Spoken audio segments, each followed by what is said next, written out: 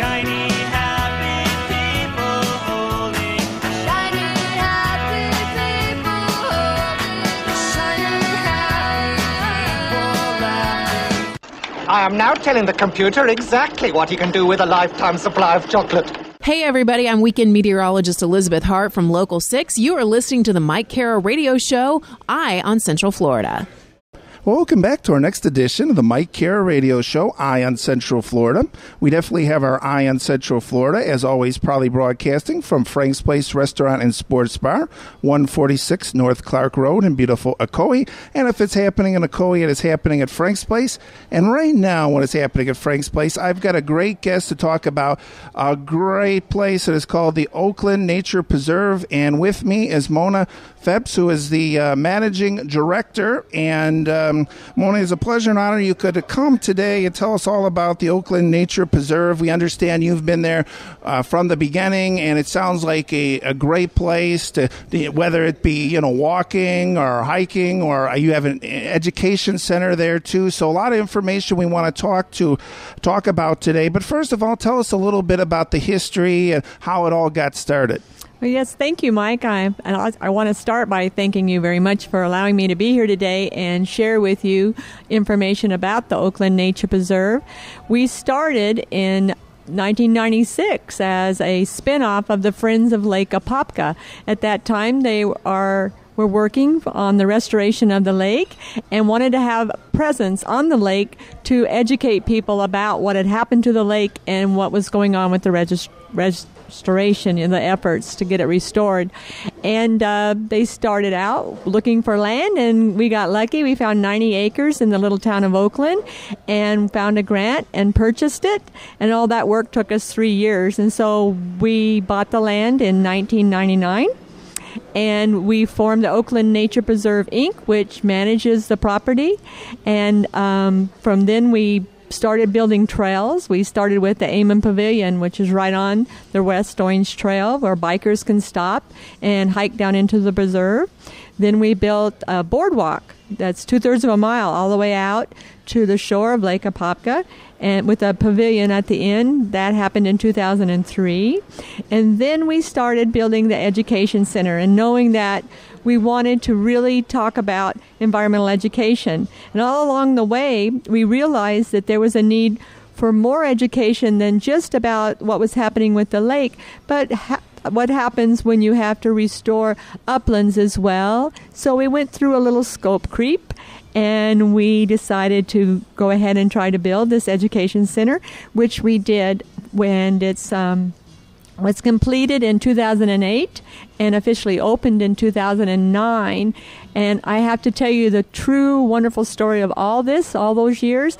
Everything's been done with volunteerism, community support. We have no constant source of funding. It's just all what people can give, and memberships and donation and grants.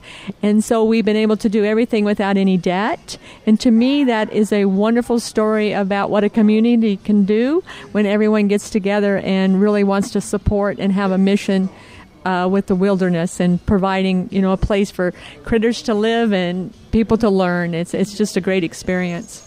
Fantastic, Mona. So, we're talking about the Oakland Nature Preserve, and now I understand that you're actually open. Now, the actual preserve is open 365 days a year. However, the education center will close on holidays and things. Is that correct? Well, we do try to stay open as much as possible. You're right. The trails and the boardwalk and everything is open 365 days a year from sun up to sunset.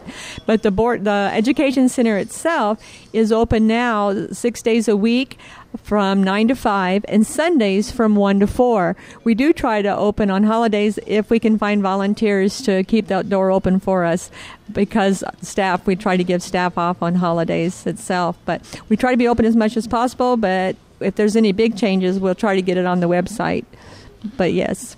Oh, fantastic. And so basically you have now, is it one trail then, long trail then around the path then? Is that it? Or how does it work? Is there multiple trails? Or? Yes, we do. We do have a lot of trails. The trail system is color-coded, and the upland trails, there's probably at least 6 miles, but they're all they're geared off in different colors that take you to different areas of the preserve, so you can see different parts of restoration that are going on, and some areas where restoration hasn't even begun, which is kind of an interesting trail that lets you see what the whole preserve looked like when we first got started. It's just really nothing but rows of sand pines, and it's really different now with what we've done with the restoration. So that's the upland trails, and then the trail to the boardwalk, of course, we talked about a little bit. It adds an additional 2/3 of a mile one way, and then we have another trail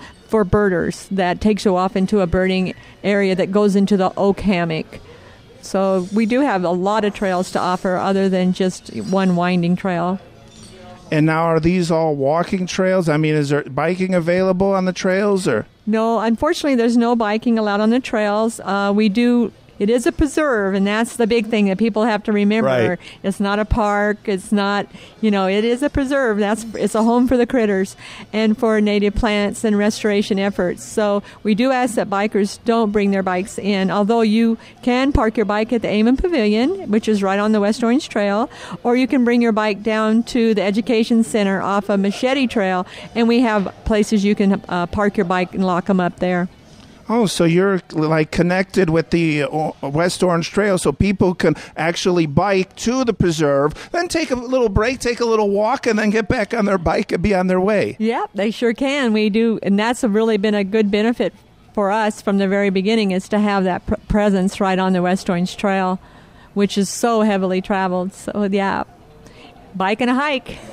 Oh, that sounds like a great combination. So, Mona, you mentioned that, as you put it, a lot of critters, a lot of birds, a lot of different species there. So, so basically, the library's right across the street. So, and you probably have a lot of information right there at the Education Center. So, if people want to know what they're looking at, they can definitely read up on it. Oh, yes, they sure can. We do have in the museum.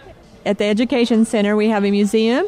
We also have an education room, and then we have restrooms. But in the museum, we have a full library, and it helps people. If they see something they couldn't figure out what it was, or come in and figure it out, or learn a little about what birds are migrating through before they get started. And a lot of the animals that we have right now, the gopher tortoise especially, which is an endangered species, the population there is so now hikers often see them while they're on the upland trails. So yeah, it's really kind of fun and we do have a few animals that are in habitats on the porch and that we've created so that to make sure people can see some of the animals that do live at the preserve. Oh, fantastic. And I'm sure you encourage people to bring their cameras, because I know with the birding, part of that is to take pictures. So I'm encouraging photographers or whatever. And do they need any special permits? If they want to use it commercially, but if they just want to post it on Facebook, they can take those, right? Oh, sure. And we love it. And we have a Facebook page, and they're welcome to like us and to put on their pictures. It's great to share with them. And right now, the migration season is just beginning, so a lot of birds are just starting to come through. We've got all of our feeders out and gotten them ready. And the one bird that's really everyone loves that comes to the preserve in high numbers are the painted buntings. And if you've never seen one, they're spectacular. And you should look it up on the Google it and just see how beautiful they are. And you'll know why so many people come from all over just to see that bird and to wait to see it come to the feeders. And at the height of the season, which is probably about January, you can see as many as 7, 8, maybe even 9 of them on one feeder, and it's just overwhelming because they're so beautiful. So we do get a lot of birds through there. I think we're up to 164 species that migrate through in the winter months.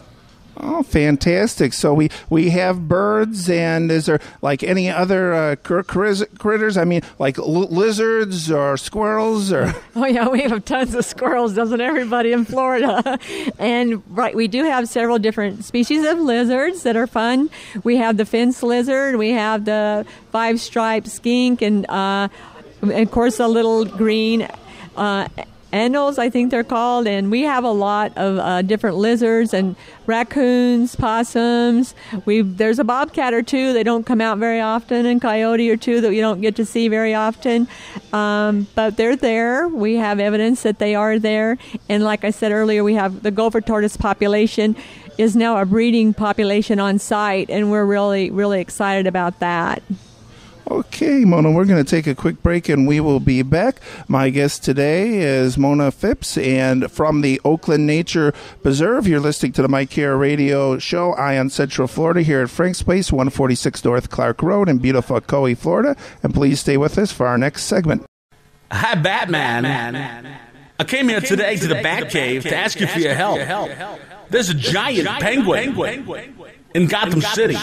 Batman. He's driving everybody crazy. You gotta stop him now. All right, let me ask you a question. First of all, how'd you get in the Batcave? Second of all, is it like a real penguin or just like a guy in a penguin suit? I'm confused. I don't know, Batman. All I know is he's driving everybody crazy. And you gotta help us, Batman. Now. All right, let me just ask you one more time. First of all, how'd you get in the Batcave? Second of all, is this like a real penguin or is this like a guy? He's just like running around Gotham City in a penguin suit. I don't know. What is it? Batman. I just told you. I don't know. But you gotta help us all. Now. Hey, this is Scott Baker here on the Mike Kara Radio Show, Eye on Central Florida. I'm a singer-songwriter out of Nashville. You can check me out on Facebook.com/SBakerMusic, and you can check Mike out at MikeKara.com. Welcome back to our next segment of this edition of the Mike Kara Radio Show, Eye on Central Florida.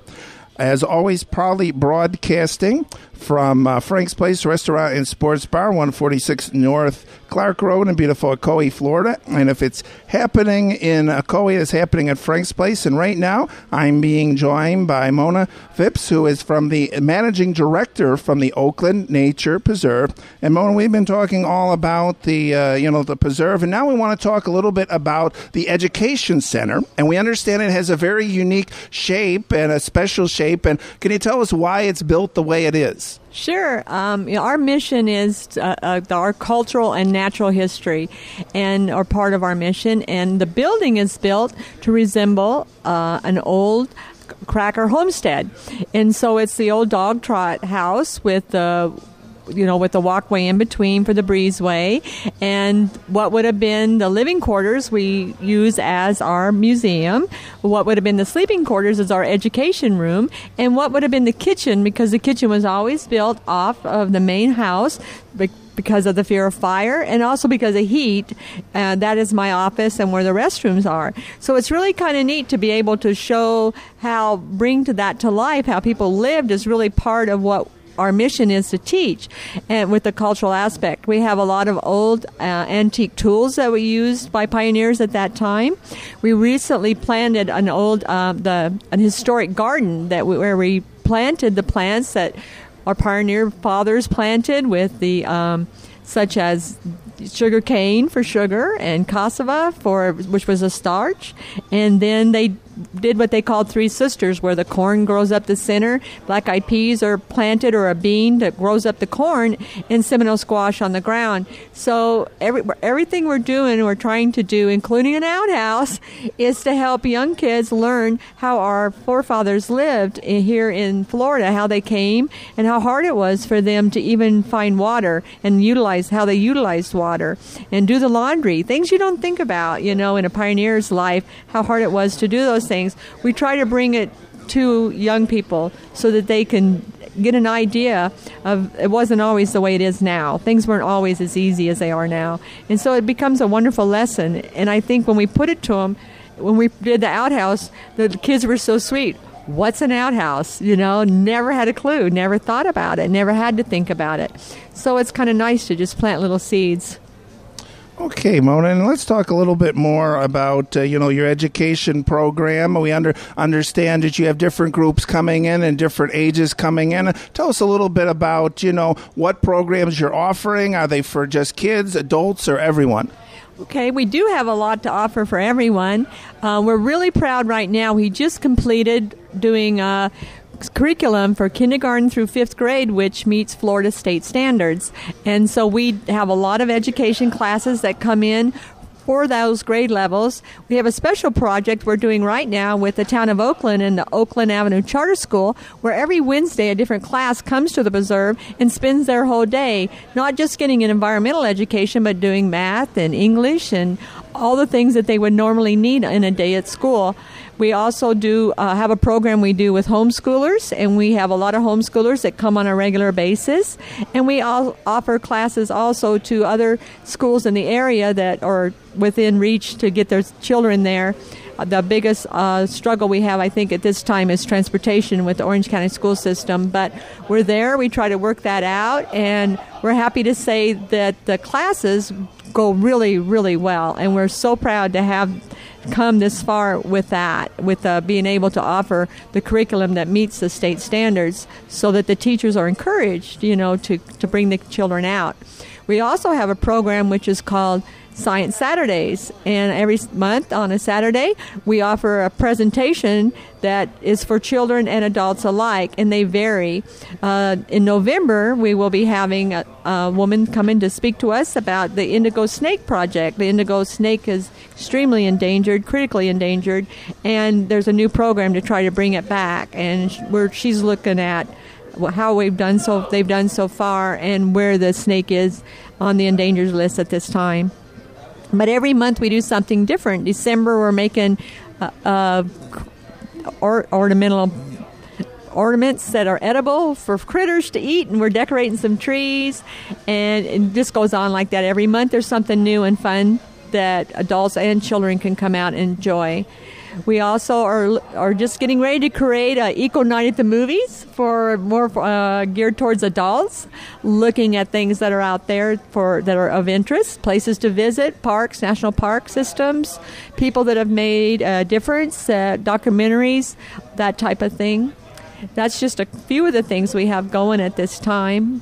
We also have an after-school science club, and we're getting ready. That's for kindergarten through 5th grade, and in the spring we'll be offering it for 6th through 8th grade.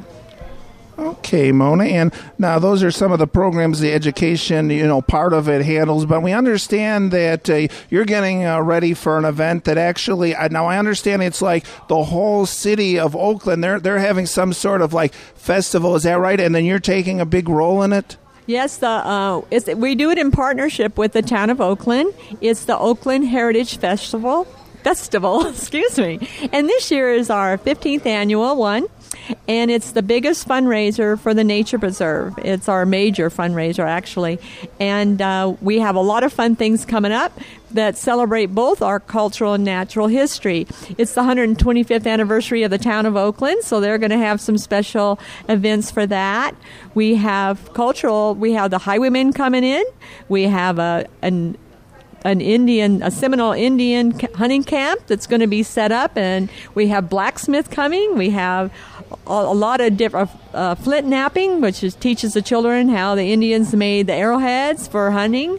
And then we have, for the natural aspect, we have the turtle and tortoise clubs coming with tons of turtles.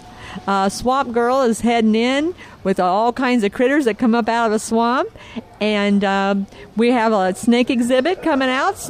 And then we have an activities corner for kids to play games and do all day long. It goes on. That's put on by the Oakland Avenue Charter School, and it's really a lot of fun for children of all ages. And at 1 o'clock they have a costume parade, and everybody's welcome to come dressed for Halloween. It is October 27th, the last Saturday in October, and it goes from 10 a.m. to 4 p.m.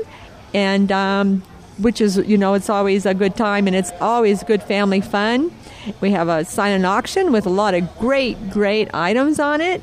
And I just can't even think about it, all the stuff we got going, because it's a lot. And the great music coming in.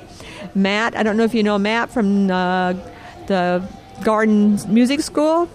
He has done a great lineup of music for us. And we have all Mud Roosters coming in, and a rock band that they do with the young kids, and a lot of really good things happening all day long.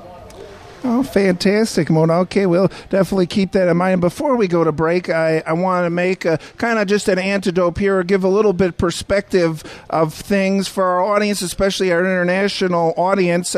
I'm sure our audience knows John Anderson, who is a country music singer. He had a song called Seminole Wind, and the interesting thing is he's actually from Apopka, which is very close here. Yeah. And I brought that up because we were mentioning about, Seminole Indian heritage, and that's something that you kind of are promoting too then. Oh, yes, we are. We have a young man. His name is Ken Wood. He comes to us from Tampa, and he sets up this Seminole hunting camp where the Seminole Indian would have stayed, probably 10 to 12 of them, would have stayed 2 or 3 weeks just to hunt for the tribe and take the meat back.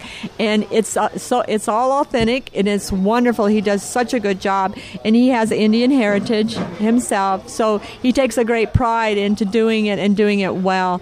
And so we really look forward to meeting with him, and we also have the archaeology group coming in, and they teach the children how to throw an atlatl, which was an Indian weapon used for hunting, and then of course the flint knapping. So there's a lot that they can learn from about the Indians and the Indians that were in this area. And I think it's really interesting too to go then into the blacksmith, because you think about just horsing shoes, but it was so much more, and it's so interesting to watch him and to learn, and because he'll make nails and do different things for us, but it's really an artistry, so it's really interesting to watch. Okay, Mona, we're going to take a quick break, and we'll be back for our last segment. My guest today is Mona Phipps from the Oakland Nature Preserve, as she serves as managing director. You are listening to the Mike Cara radio show, Eye on Central Florida, here at Frank's Place Restaurant and Sports Bar, 146 North Clark Road in beautiful Ocoee, Florida. And please stay with us for our last segment. I'm so happy I can dance. I'm so happy to stand up and dance. I'm so happy I can run. I'm so happy to stand up and run. I am the Big Mac. I am the Big Cheese. You might say that I am the Big Mac with cheese. Hi, this is Mark Andrew, country music singer-songwriter. You're listening to the Mike Cara radio show, Eye on Central Florida.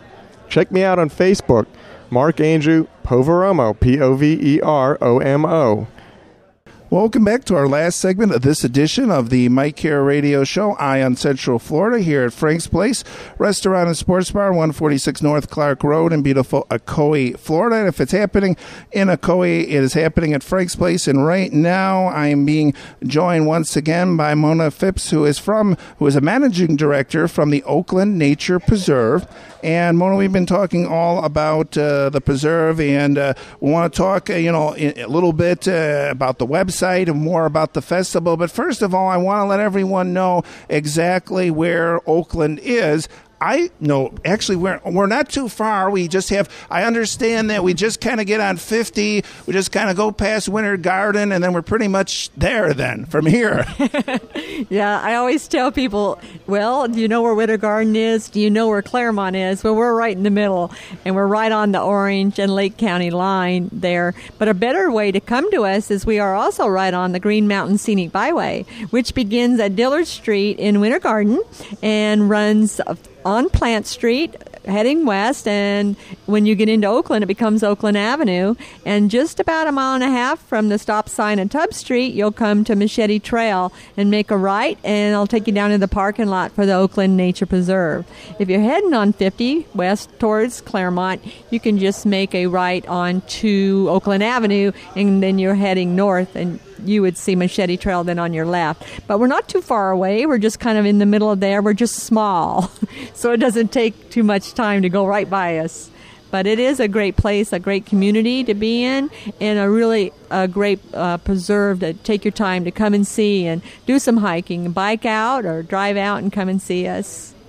Oh yeah, so that's a good. Especially, I've seen this so often in Florida. It's such a great combination, as you could kind of drive to one point, bike to the preserve, and then kind of combine all those elements. Yep, and you can get back on the trail if you want to do some more biking and go on to the South Lake Trail into Claremont, or go the other way and go all the way up through the West Orange Trail up to Horseman's Ranch Park, I believe it's called, or even further now. I think you can go all the way to Apopka now on the West Orange Trail. We just opened a new segment from Magnolia Park going into the St. Johns River Water Management District, which was a plus, too, if people haven't gotten on their bike and done that. So there's all kinds of ways we're connected to the Central Florida bike system. Oh, fantastic. So, yeah, my house is right next to the West Orange Trail, so I just get on that, and you just keep going then, and you will hit somewhere. I'm sure there's maps, but because I'm going to do it. Okay, great. That's good. Yeah, just get on your bike and head west on the West Orange Trail, and eventually you're going to come to Machete Trail, and you can go down and put your bike there, or park your bike at Amon Pavilion, which is right off the West Orange Trail, and lock it up there and hike down through the preserve. Okay, Mona, now we know that this is a preserve, and, part of that is to respect and enjoy nature, but, I'm sure there's certain, restrictions such as smoking and, drinking, and of course we mentioned no pets. Of course, service animals would be allowed. However, yeah, we're saying that the whole idea is to kind of take a break from all that, and it's just to kind of enjoy nature, right? Yeah, I think you got it right there. That's right, Mike. The thought is to get people out and enjoy nature. Go for a walk. You can bring your book and sit on the porch. We have a wonderful Serenity porch with rocking chairs and read. Or if you want to bring your computer, we have net. You can, I don't know what they call it. You can go right into the internet, whatever that is. And we have a lot of other things we offer, but unfortunately we don't like to have all those no signs, but we do ask that you don't bring your pet, and we do ask that you refrain from smoking and drinking on the site. But other than that, it's really, drinking alcohol. Excuse me, let me refrain that, because you're going to want to drink lots of water. That's okay. Water, please do. And but there are, those things you don't need all the time, and it's really a nice, like you said, you put it a good way. It's a nice break to get away from everything and then just get back and enjoy nature and go for a slow walk. We have the restoration process is so wonderful, and you're seeing more and more of that old Florida feeling as you go on the trails, and the plants that are all coming out. And we have a lot of plants that, for me, the best part of it is that they were rescued plants from a site that was going to be developed, and they're Florida native, and they rescued them from being developed from an area that was going to be developed and brought them to us, and now they're thriving. And so you really feel like you have a little corner of Florida back, especially in the uplands, and it's wonderful just to spend your time looking at things you don't get to see every day. Oh, fantastic. And for those of us that have to use our iPhone, I just want to make how we could incorporate technology in nature is that, if you see a bird you're not sure of, or you see a plant, then you've got your phone. You can check it right there from the internet, huh? Yep, and if you can't figure it out, you can email it to us, and we'll help you out. Or just walk to the education center the old-fashioned way. Yeah, who is this? Okay, Mona, we want to talk a little bit more about this, festival you're having. First of all, we want to let everyone know so they're going to the right place. That is not actually at the preserve. It is at Spear Park. But you wanted to talk a little bit more about what was going on there. Yeah, I just really want to invite everyone out. It's really a great day for just family fun.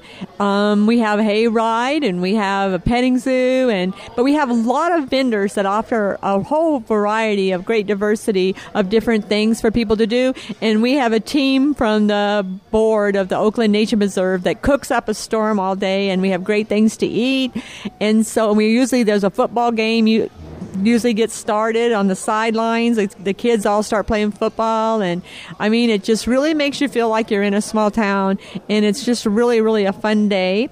And so that's Saturday, October 27th. We start off at 10 and we go till 4, and there's plenty to do to make you want to stay all day and have a great time. So I invite you to come out. The weather's supposed to be great, and let's keep our fingers crossed and have a whole lot of fun. That sounds good. Now, Mona, of course, we encourage everyone. We're talking about, different people helping. But, if you have a little bit of time and you're looking back, looking to give back to the community or just get some fresh air and enjoy nature, that you're always looking for different volunteers and there's always different, positions. So I guess the best thing for people to do, and they also, I'm sure you take monetary funds, take good old cash too. They can go to the website then to check that out. Or they can call you too, or... Well, yes, they sure can. We do have a lot of volunteer opportunities, and like I said at the beginning, we wouldn't be there without volunteerism. That's what we're based on. That is our steadfast, concrete goal, is to keep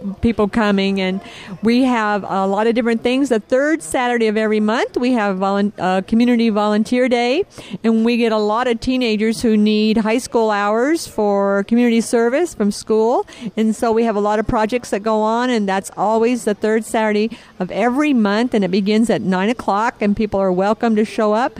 Groups, families, or individuals, we'll take all the help we can get and try to find something fun for you to do.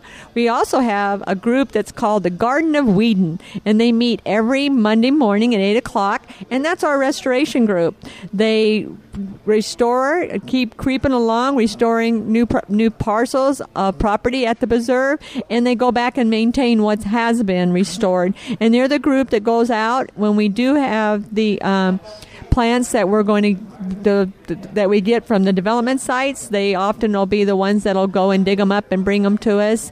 And so it's a great group. It's run by master naturalists, Jackie Raleigh, and a couple of master gardeners are in there as well. So not only do you get to help with the restoration process, but you learn so much about Florida natives, Florida's environment, Florida's ecosystems, and how everything works together. So it's really a great volunteer opportunity if you can be available on Monday mornings. So, and then one of the other things we do that we really always need help with is training volunteers to open the building, like we said earlier, on Sunday afternoons and on holidays. We always look for people that don't mind getting a little bit educated about what's going on out there and the building itself and the people involved, and so that they can meet and greet people and keep the door open for us on Sundays.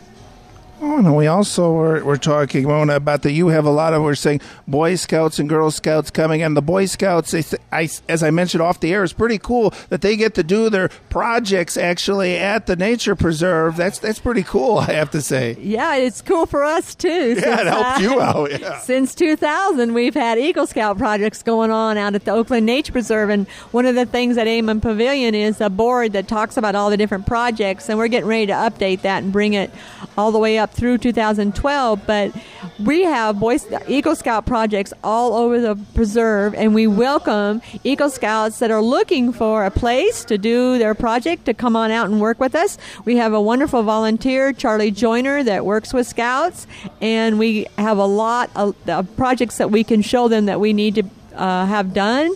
And when Girl Scouts too, we have Girl Scouts that come back time and time again and help us with projects there at the preserve. So yes, it's wonderful working with Scouts. We get them from all over Central Florida. Okay, Mona, and before we go, we want to let everyone know that you have the website, and what we were saying is that we tried to get as much information here. I think we covered just about all, but we always recommend people check the website because there's something that may have slipped our minds. So you have a website, you have a Facebook, and there's a lot, and we also want to mention that you are revamping your website. So hopefully, when this is airing, this could correlate with your unveiling of your new website. Still the same address, but it's totally revamped then. Yeah, that's right, Mike.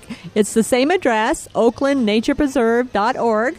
But it's going to be, in just a few more days, a brand new website. But there's a lot of information up there right now. You don't have to wait a few days. You can go on in and find out information about a lot of the things we've talked about. Oh, and if you don't find what you need, please don't hesitate to call me. There's always someone there that'll get back with you in a timely manner. Okay, I'm going to appreciate your time. Any final thoughts or anything else you'd like to say about the Oakland Nature Preserve?